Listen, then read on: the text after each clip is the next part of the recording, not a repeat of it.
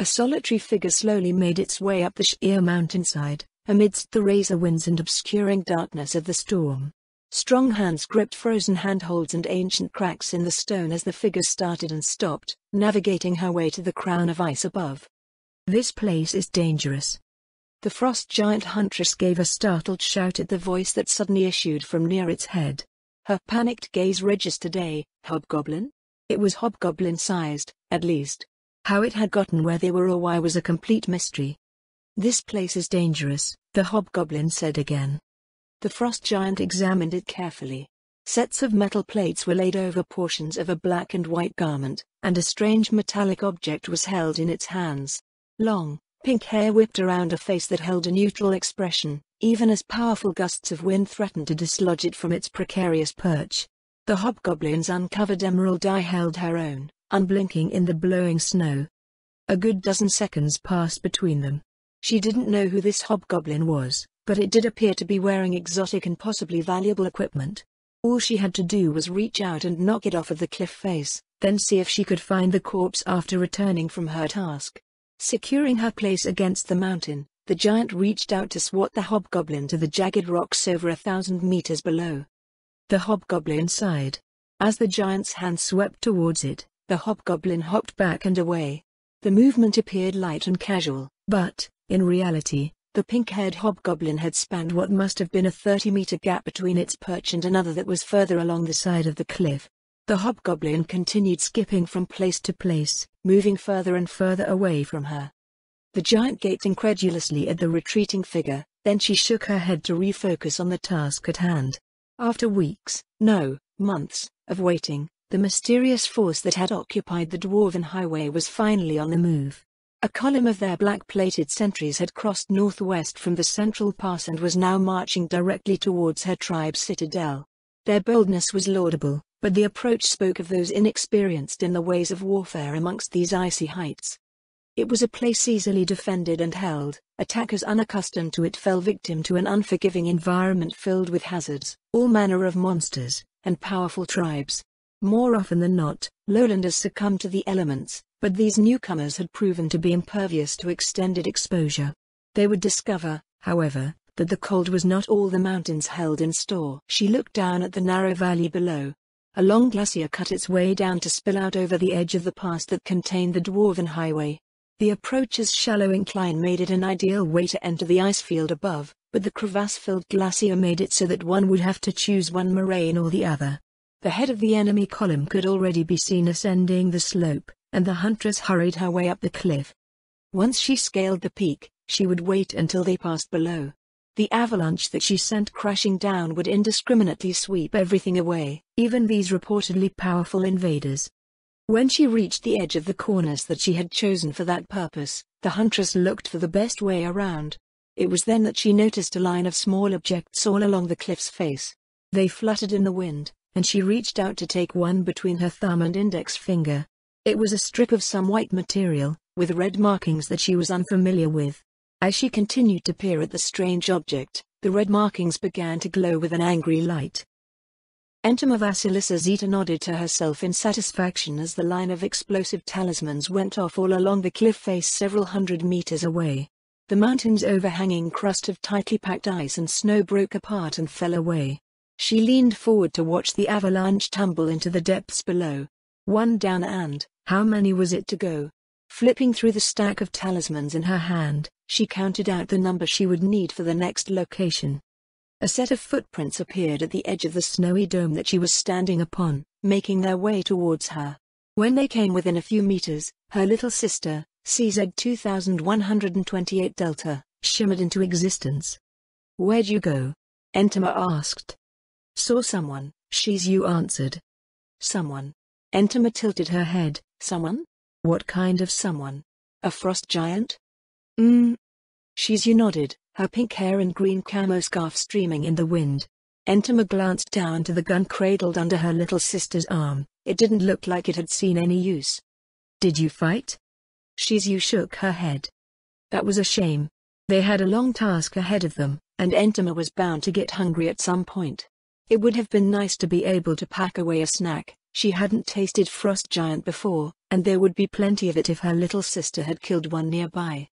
Shizu unfurled a large map, occasionally looking up at their surroundings.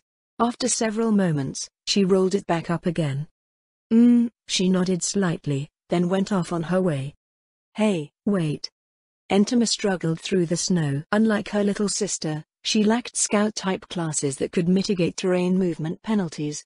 After several awkward steps, she stopped trying completely and extended the rest of her long legs, raising her body well above the ground. As she moved to catch up to Shizu, Entama raised a talisman in her fingers and pressed it to her forehead. Cocytus Summer. Entama, is it?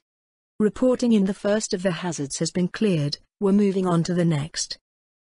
In the war room of Fioburkana's royal palace, Elishnish stood by silently as Lord Cocytus silently conversed with the figure in the mirror of remote viewing. As a representative of the Sorceress Kingdom, she stood on the side of the table where Lord Cocytus' insectoid subordinates were lined up.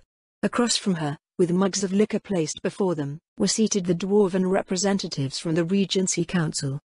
Unlike the humans of Irantal, who were active during the day and slept at night, mountain dwarves were a subterranean species whose society was ordered around a cycle of activity that never ceased. Where humans might have complained or expressed dismay at the seemingly endless session of the War Council, the dwarves simply replaced themselves with a staff member on duty that was qualified to represent their interests. Currently seated before her was an elderly dwarf under the cabinet secretary, the commander-in-chief of the dwarf army, who had 2 aides with him, and a representative from the Merchant Guild. Having members of the Dwarven military on a war council was a matter of course, and the cabinet secretary's representative might be called upon to address matters of Dwarven policy beyond the military's jurisdiction. The attendance of the Merchant Guild, however, was a complete mystery. For his part, Lord Cocytus did not question the presence of any of the assembled members. Whether this was because he was just short-spoken in general and couldn't be bothered or simply allowing their involvement out of harmless courtesy, Elishnish could not be sure. At first, Elishnish wasn't certain of her own role, either. Fortunately, Lady Zaradnik had set down a few ground rules that appeared to work out for her: stay silent, remain attentive and look pleasant. She was there for a specific purpose, so she need only answer questions directly related to that purpose. Anything she felt strongly about, she was to address in private with the appropriate individual when an opportunity could be arranged. Those that approached her with small talk were to be treated in a cordial manner and could be kept at arm's length if she so desired. When she noted that this conduct lacked any assertiveness and might be perceived as weakness, Lady Zaradnik simply shrugged. As a representative of the Sorceress Kingdom, any unjustified behavior towards her would be construed as a slight against the Sorceress Kingdom. As her superior in this matter, Lord Cocytus would be obliged to answer any such slights in kind. Though Lady Zaradnik admitted that her understanding of things was not absolutely perfect, she stated that it was close enough to how things should work. The hierarchy of the Sorceress Kingdom followed a prescribed order. Everyone within that hierarchy knew where they stood and what their obligations were. This early in her instruction, Elishnish did not understand what her obligations were, nor the appropriate behavior to enact should she be required to carry out those obligations. Thus, she was to stick to the set of rules that Lady Zaradnik had left her with. As a dragon, Elishnish could not understand how anyone could subject themselves to the mercy of a scheme so full of dependencies. That the weak were at the mercy of the strong was simple enough. They had no choice, after all, but everything else was a jumble. In the Sorceress Kingdom, what kept the strong from doing what they wanted to the weak was someone stronger, but weak beings like humans insisted that it was some intangible code that protected them and that the strong were obliged to uphold it. Should the Sorcerer King one day arbitrarily decide that someone was to be executed on a whim, would a law or some expected code of conduct protect that person from harm? Elishnish was fairly certain that this wasn't the case. Words were wind, and rules could be discarded when inconvenient. All that mattered in the world was the will and power to force one's desires upon others. The weak simply clung to the illusion of law and order because they had nothing else. Lord Cocytus dropped his hand from his head, indicating that the message spell had ended. With another, he used a plotting rod to remove several markers from the map spread out over the table. One of the first tasks assigned to Elishnish during the War Council's planning session was to identify all of the potential hazards and useful landmarks that she knew of in the Azalizia Mountains. They ran out of markers a few minutes after she started placing them, so it was trimmed down to the current segment of the campaign being conducted. The dwarves peered at her suspiciously as she marked avalanche chutes, fields of crevasses, frost giant citadels and settlements, and the navigable routes all around the dwarven highway. Despite hearing her name, they still must have thought her the elf that she appeared to be. These dwarves might live underground, but they should have at least been aware of what other races lived in the same region. There was certainly nothing like snow elves, as far as Elishnish had seen, heard, or read. When the last hazard marker was removed from the route to the first citadel, the insectoid beings stirred from their near-perfect vigil and turned their heads towards Lord Cocytus. Lord Cocytus motioned to one of them, who walked over to the mirror of remote viewing. The scenery displayed by the magic item drifted by until their view came over the undead column slowly working its way up the valley. After hearing Elishnish report on the frost giant's numbers and the gathering she had seen on the way to Fioberkana, they had settled on splitting off a third of the army to first deal with the reduced numbers in the north. Once the citadels of the north had been conquered and the surrounding settlements dealt with, they would turn their full might against the south without needing to worry about attempts at retaliation from the rear. Both the dwarves and Lord Cocytus' vassals lauded the strategy as sound and effective. For some reason, Lord Cocytus had turned his attention to her afterwards. She remained silent, however, and he gave his go-ahead for the plan. The main body of the column was composed of 50 Death Knights commanded by 5 Elder Liches. 10 Death Warriors served as auxiliaries. Based on Elishnish's estimates of what probably remained at each citadel, it was deemed an overwhelming force to clean up the northern side of the highway. Elishnish, on the other hand, wasn't sure if things would go as well as the dwarves and Lord Cocytus' vassals thought, as there were many things that they did not appear to consider that could go wrong. Standards, Lord Cocytus ordered before the column reached the ice field. What is he doing? Elishnish stared as one of Lord Cocytus' vassals relayed his order. 5 standard bearers, 1 for each contingent in the column, raised the vermilion banners of the Sorceress Kingdom overhead. She couldn't comprehend the purpose behind the order. They were far from a stealthy bunch, but there was no reason to draw additional attention to themselves. It would be better to run down the giants before they could react and retreat to the nearby citadel. The column divided itself over the field, fanning out into a battle line as they approached the first frost giant settlement. Its inhabitants were, unsurprisingly, already well aware of their approach. A dozen or so could be seen leaving in the direction of the citadel, while a handful stood in the path of the Sorceress Kingdom's forces. The line stopped, and a single Elder Lich flew out ahead of them. Elishnish had to restrain herself from shaking her head at the foolishness on display. Despite her warnings, despite the fact that the Adventurer Guild expedition had been attacked just a day before, Lord Cocytus, his vassals, and the dwarves believed it proper to declare their intent in advance. Upright, honorable conduct was the order of the day, and they expected a response in kind by what had been described as a proud warrior people.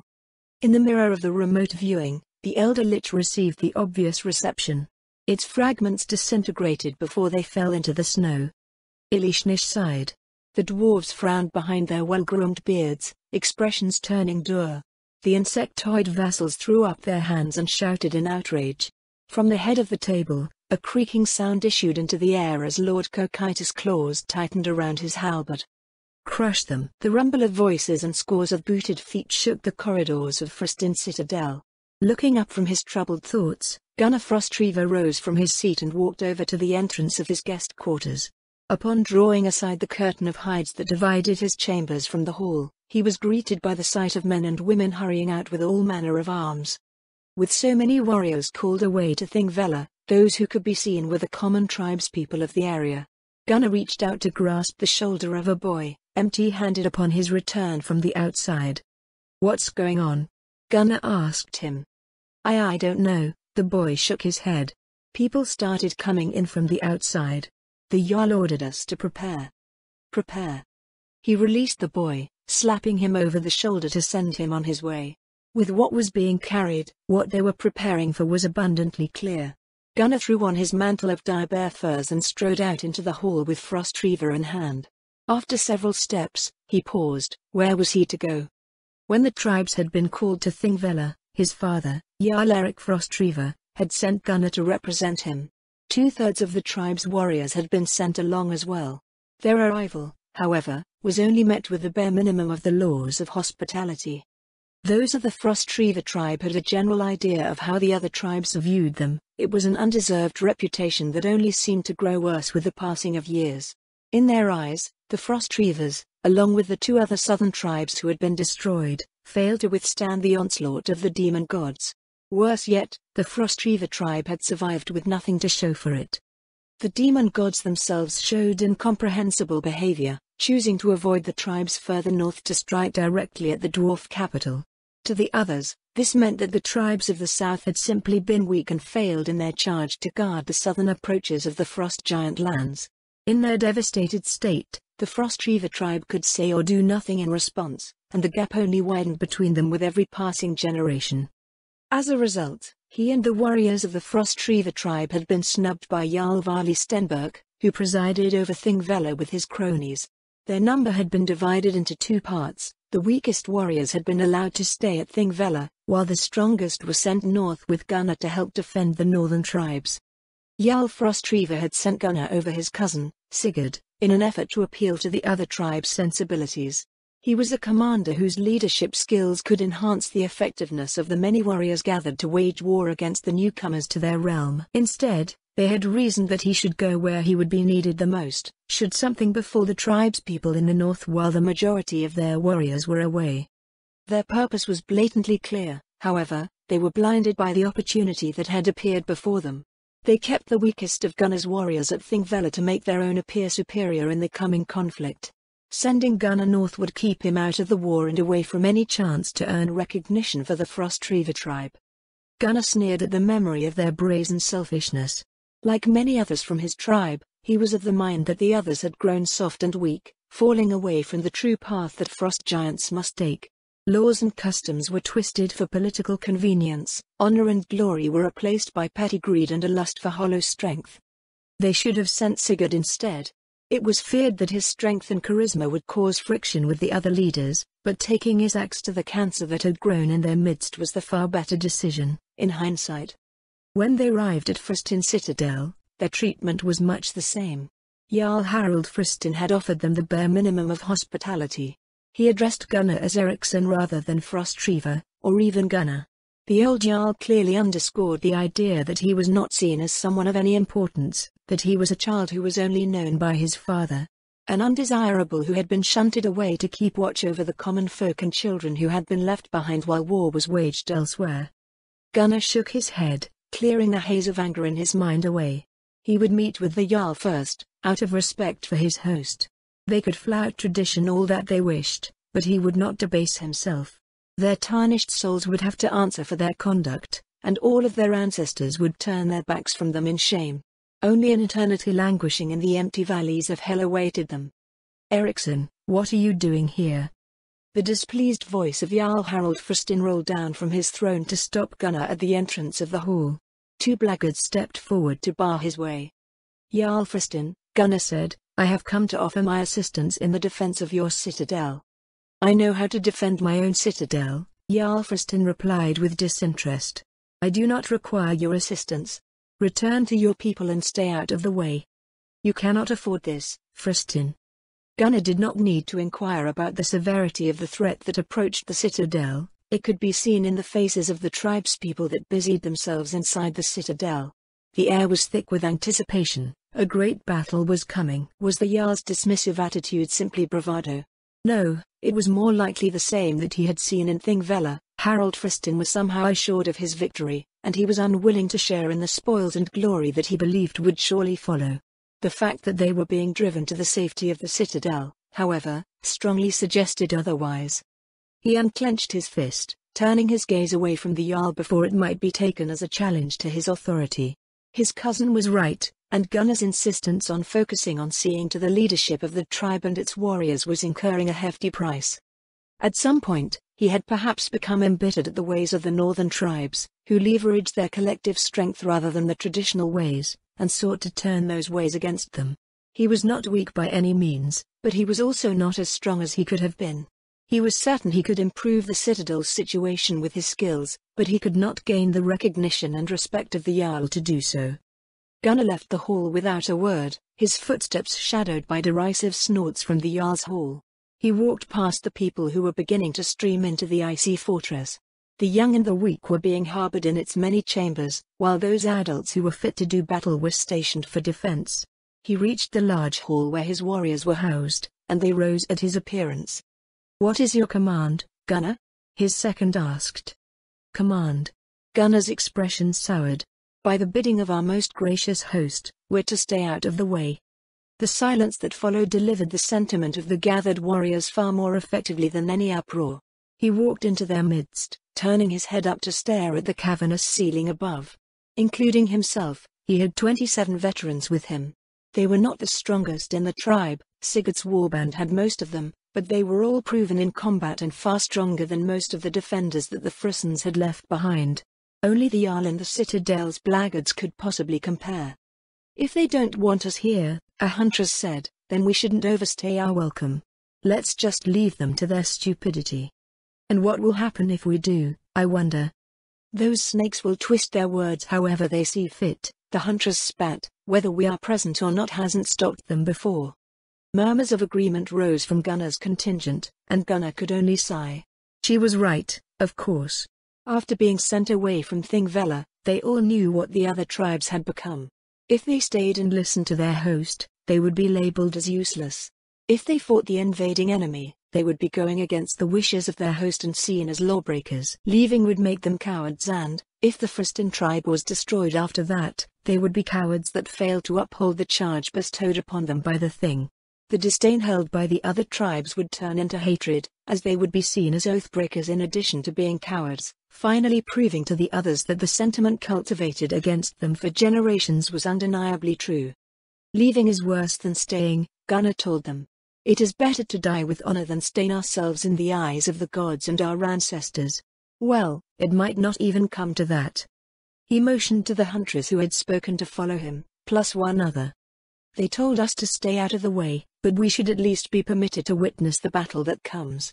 Let's see what these newcomers are like so we can make preparations of our own. Gunnar and the two huntresses made their way down the main corridor and out to the gate of the citadel. Tribespeople were still making their way up the long and narrow ramp leading down to the ice field a kilometer below. He could see through the storm raging around them, but his dark vision offered nothing beyond a certain point. After standing on the ledge for several minutes, he spoke to the two huntresses. "Well, what do you see?" "The last of the people are about halfway up the ramp," one replied. "There are a dozen or so defenders at the base of the ramp covering the rear. Whatever they're facing off against is damn small." "Are they the lowland warriors that were reported on the Dwarven Highway?" Gunnar asked. "I don't know," the huntress answered. "Only Sigurd's been there. By the looks of it, they might match the description, twice as tall as a dwarf and covered in black armor." "What the?" The huntress frowned. Gunnar looked down, but only pitch darkness gazed back up at him from below. "What?" "A few villagers just smashed into Friston's defenders," the other huntress told him. "I don't think they're latecomers, they came right through the group of invaders unharassed and straight for the defensive line." Rather than continuing to look into the darkness in confusion, Gunnar turned to question the refugees streaming into the citadel. "You there?" he addressed a young woman who was leading several children. "What's going on?" "The villagers came under attack from below," she replied. "They weren't raiding or taking slaves." "Well, of course they wouldn't. The forces on the highway were reportedly composed entirely of the undead." He turned to one of the Friston hunters looking down at the field below. "Do you know how this all started?" "What?" She glanced at him with an annoyed look. "How the hell should I know? They didn't declare their intent at all?" The huntress only shrugged, turning her attention back down to the fighting. Gunnar returned to his two huntresses, who were looking on with interest. "How's it going?" "They're all dead, I think." "You think?" Yeah. It looks like the newcomers won, but now the defenders are following them up the ramp." "Huh?" Gunnar's face screwed up in confusion. One of the Friston warriors nearby overheard them and spoke. "Draugr," he said, "they're turning the dead into Draugr." Gunnar looked up at the warrior, wrinkling his nose at the word. It was a commonly used term back when the tribes plied the seas to the north. Draugr were a type of undead that might be likened to zombies, but they possessed the corpses of those who had died at sea or near enough to it. They reeked of rotting meat pickled in brine. Seaweed, barnacles and other things that were associated with the watery depths clung to their bodies. Due to the undead-infested past just to their south, the Frostreaver tribe had long adopted the use of terms for undead found on land. He supposed that the old vocabulary would have been more common for these northern tribes who did not have to deal with the undead every day and lived closer to the sea. Are they? Gunnar asked the huntresses. Probably not, one of them answered as she continued to gaze downwards. They look and move like powerful zombies, but I don't see anything that says Draugr about them. They're probably closer to whites and a bit weaker than a fresh elder lich. Eriksson, a familiar voice fumed from behind them. Didn't I tell you to stay out of the way? They turned to find Jarl Fristin, escorted by his blackguards. His aged features were filled with irritation, as if Gunnar's mere presence offended him. We were just taking a look, Jarl, Gunnar replied. The fighting's still far below. Get back in your room, Jarl Fristin snarled, and take your wenches with you. Gunnar had hoped that, with the developments below, the Jarl might change his mind about enlisting their help. His attitude, however, had turned even more caustic than before. Gunnar glanced at the huntresses, hoping that they wouldn't reach out and throw the old man off of the ramp. Of course, Jarl Fristin, he lowered his head. We will return to our chambers. If you require any assistance, please do not hesitate to call upon us. Gunnar idly spun the haft of his Frostreaver, and an air of patient anticipation filled the hall. Though his warriors and hunters were displeased at once again being snubbed by their host, the customs of conduct between host and guest were ironclad. As such, they awaited in their accommodations, alert for any call to arms or indication that the invaders were drawing near. Beyond the entrance, the corridor had fallen silent. Either the defenders on the ramp had repulsed the invaders and were now in pursuit, or the Jarl had consolidated his forces to await the enemy at the gate. The answer came when the battle cries of the Fristin defenders echoed down the corridor. Unearthly roars joined them, and the clash of weapons and bodies rose into the air. Gunnar listened intently, trying to pick up any sense of the battle's progress. They're losing, one of the huntresses said. Fast. Who is? The Frissons. Confirmation came a minute later when the villagers in the nearby rooms were called to join the battle. Even when it has come to this, a warrior muttered, their baseless scorn for us rules them. To choose the young and the decrepit over proven warriors. They've probably forgotten what a true warrior even is, another snorted. I thought Sigurd was exaggerating about the other tribes, but it turns out he was holding back the worst of it.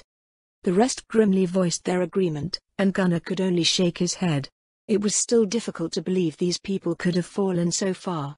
Not only had they succumbed to scheming and politicking, but they had also lost their respect for honorable conduct and the traditions of strength.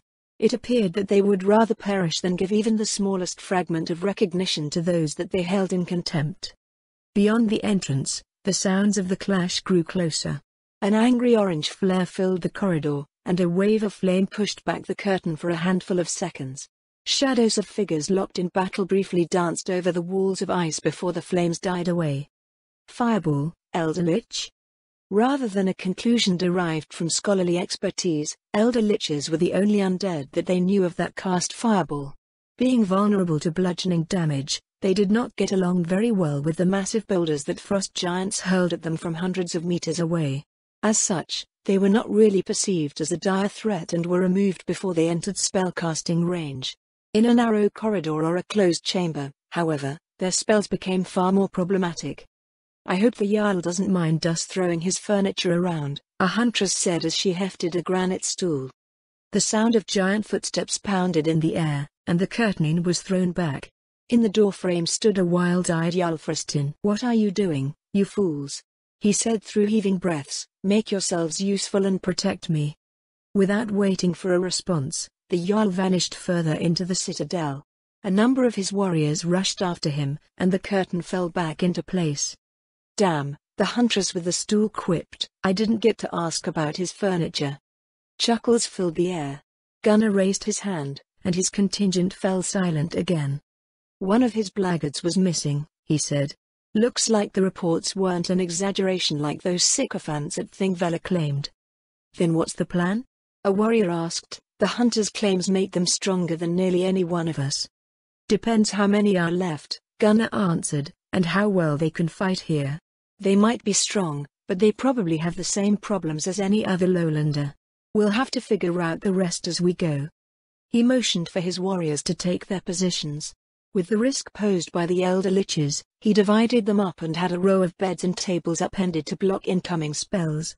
The hunters stood to the rear, ready to hurl their makeshift weapons through the gaps. A pair of boots appeared behind the curtain. Rather than being drawn aside, the curtain was pushed forward as a figure came through. Gunnar spoke quickly into the tense silence. "Hold." Before them stood the boy that Gunnar had stopped earlier. After clearing the curtain, he stood quietly before them. There were cuts and bruises on his legs and arms, but... The boy lunged forward awkwardly, his arms reaching out towards the nearest warrior. The warrior clubbed him down with the haft of his axe. Everyone stared as the boy fell forward into his face. The back of his tunic was soaked in blood. Deep stab wounds riddled his lower back. The warrior brought his foot down, crushing the corpse's skull. He buried his weapon in its back for good measure. "Zombie," the warrior frowned down with a distasteful expression. "Are those elder liches raising the dead?" "I don't see why they wouldn't," Gunnar said. "They know we're in here now at the cost of a single minion. Be ready, whatever comes through next will probably be what they think can deal with us." It was not long before a set of metallic footsteps could be heard clinking over the ice. A pair of small armored figures ducked under the curtain, followed by an undead being draped in black robes. "Elder Lich," Gunnar called out as it raised a finger towards a set of warriors. A stool hurtled through the air. The Elder Lich interrupted its spell as the two armored figures stepped forward and raised shields that were nearly as tall as themselves. Their forms did not buckle as the 1-ton piece of stone furniture smashed into them and bounced away, but their metal boots drew long gouges into the ice. Gunnar's warriors did not miss it. With a roar that filled the chamber, a pair leapt over their barricades. They drove their booted heels into the raised shields and sent the two armored figures skidding back out into the corridor. The suddenly exposed Elder Lich was snatched up and hurled into the room, where it was set upon by the others. The two shield bearers that had been driven out of the room came dashing back in. Repelling shot. Another piece of furniture flew out from the line of hunters. The attack was blocked like the first, but the target was knocked back out of the room. "Keep that one out," Gunnar told the hunters. "Let's get rid of this other one while we can." Normally, they would be challenging their opponents one at a time, but Sigurd claimed that the shield bearers were strong enough to take 3 or 4 veterans at once. Still, the demonstration a few seconds previous showed that they were still subject to the realities of fighting frost giants in their native environment. The first warrior came forward, driving his axe down in an overhead chop. His weapon struck his opponent's shield with a dull clunk, and the shield bearer advanced as the warrior retracted his weapon.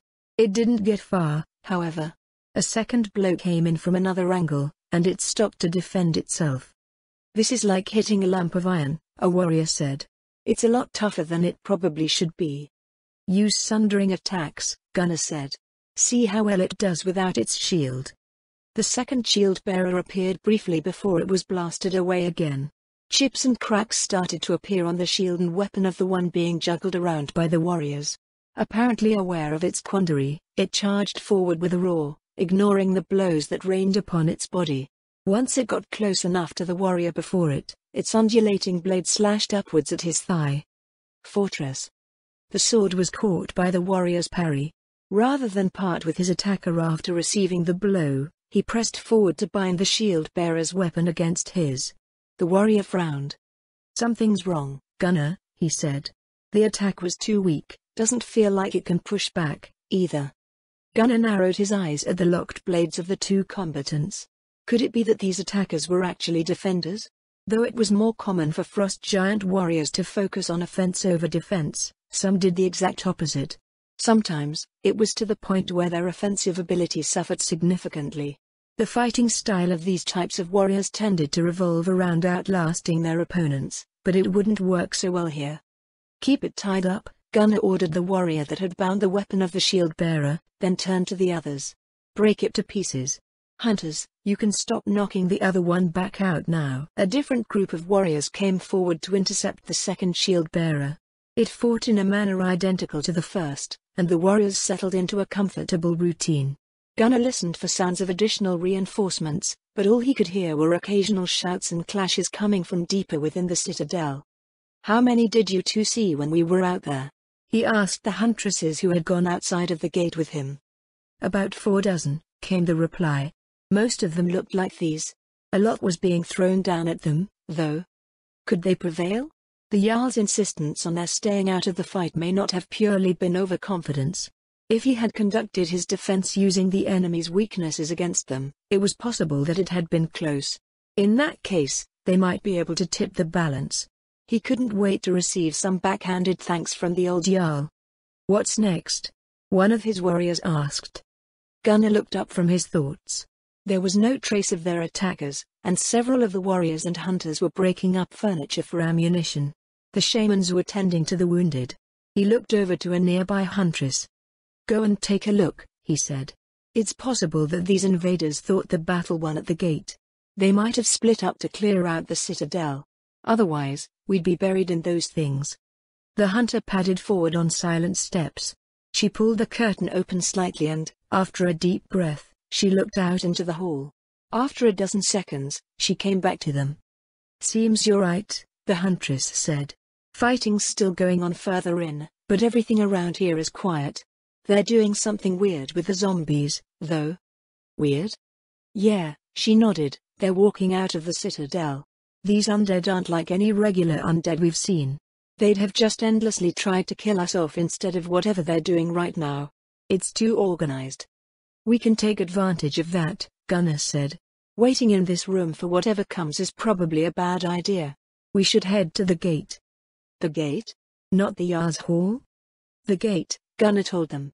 "Most of them are pushing into the citadel. If we're quick, we'll be able to sweep away any enemies posted in the rearguard, then fight where we can use the mountain to our advantage." He waited to see if anyone had anything to say while they completed their preparations. After checking one last time to see if anything else had come, they left the chamber.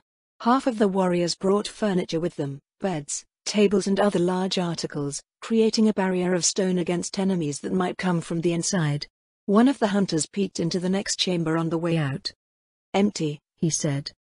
"Check them all anyways," Gunnar said. "Let's go." They made their way towards the gate, past a dozen emptied rooms. The air was filled with the scent of blood and viscera, making for an eerie contrast with the lack of bodies. It was a battle where one side simply disintegrated when they perished, and the other side's corpses shambled away. As they approached the gate, the hunters at the front slowed to a stop. "Something's coming in from outside," one of them said. "The invaders. Sounds like a group." "Form up," Gunnar said. "Keep pushing forward. We'll hit them running." The telltale sound of the invaders' metallic footfalls over the ice grew louder as they came within 100 meters of the gate. A neat column of armored figures turned the corner of the ramp. "A dozen. That's our advantage." "No, it's the reverse. We can't fit as many across this corridor." "Charge," Gunnar shouted. "Break though, we can't get caught fighting in here." At his command, the ground trembled as the warriors in the vanguard slowly picked up speed. They could only fit 4 across the way, but, hopefully, they could pull their way through. 24 meters from the gate, the front line suddenly fell forward. One pair, then the other crashed to the ground. They tumbled and skidded all the way to the enemy line that had formed to bar their way. The warriors behind them kept charging forward, smashing into their opponents. A handful of the shield bearers were kicked back, while others hacked at the giants as they passed before being bowled over by the next rank. The hastily formed battle line devolved into a chaotic melee that was made even more awkward by the sheer difference in size between the giants and their diminutive adversaries. Gunnar frowned as another of his warriors fell. Based on their fight in the chamber, the shield bearers should have been incapable of taking them down so quickly. He peered into the chaos, trying to make sense out of what was happening. A dozen seconds later, another warrior collapsed to the ice. "One of them is different," he called out when he finally spotted the problem. "Lighter armor, no shield, lots of weapons." A huntress stepped forward, hurling her makeshift weapon at one of the new enemies. One of the shield bearers standing near her target stepped in the way. It took the attack on its shield, skidding away with the impact. The newly identified enemy retaliated by hurling its blade. The 2-meter-long greatsword whistled as it whirled through the air, burying itself in the huntress' skull. She fell back with a crash, and the other hunters directed their attention to the threat. Meanwhile, more warriors fell. There was at least one other in there. Gunnar came forward with his frost reaver, parrying attacks from the shield bearers as he searched for the threat that was lurking amidst them. A pained shout to his left drew his attention to one of them, coming out of a strike that had severed a warrior's leg above the ankle. Bone cleaver. The frost reaver came down from behind. The enemy leapt to the side, but Gunnar's attack took its left arm off at the elbow. The figure below briefly glanced at the injury before turning its flaring crimson eyes up at him. Gunnar brought his blade low when it dashed forward with a battle-axe in its remaining hand. Invulnerable fortress. With his opponent's momentum arrested, a warrior to Gunnar's side came in with an attack of her own.